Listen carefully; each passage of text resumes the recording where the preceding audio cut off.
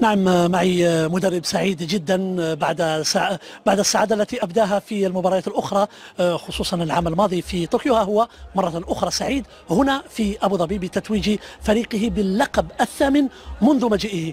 نورابينا تيتو، تهانينا على هذا الفوز. لقد فزتم بنتيجة 1-0 وكانت هناك صعوبات، ولكن في نهاية الأمر هو لقب آخر.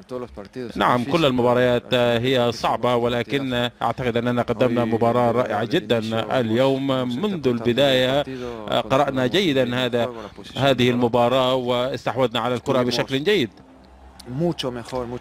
كنا أفضل كثيرا في جانب التوازن، وأعتقد أن تلك كانت كلمة السر. ما هو حالك اليوم؟ كيف تشعر اليوم؟ 8 ألقاب في أقل من سنتين، لم يحقق ذلك أي مدرب. حسنا، سعيد جدا بالتأكيد أن أكون هنا مع هؤلاء اللاعبين كما تقول. ربما كانت لدي الفرصة أن أكون هنا مع هذه المجموعة من اللاعبين المميزين. ليس من السهل ما نفعله وما حققناه حتى الآن وما حققه اللاعبين، ولكن أعتقد أنها 5 أو 6 أشهر مضت في هذا الموسم وتبقى الكثير، ولكن أنا سعيد جدا أن نكون قد حققنا 5 ألقاب هذه السنة. في ريال مدريد لم يحدث ذلك من قبل، ويجب علينا أن نهنئ اللاعبين. يتحدثون كثيرا عن الحظ، ولكن أيضا كان هناك عملا كبيرا. لا أعتقد أن هناك شيء يسمى الحظ، دائما هو العمل والعمل المتواصل، وأيضا التنافس بين اللاعبين. عندما يدخلون بهذه الروح بإمكاننا أن نحقق أشياء كبيرة، واليوم مرة أخرى لقب هام.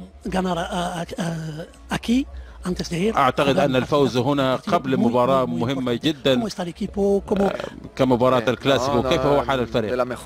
أعتقد أننا في أفضل حال أن تفوز بهذه الطريقة،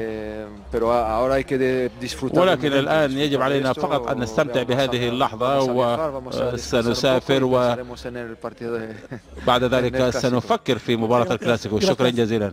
إذا نعود إليك سيدنا. دائما يتفادى أن يتحدث عن المباراة التي تأتي بعد المباراة، إن كانت كلاسيكو أو غيرها.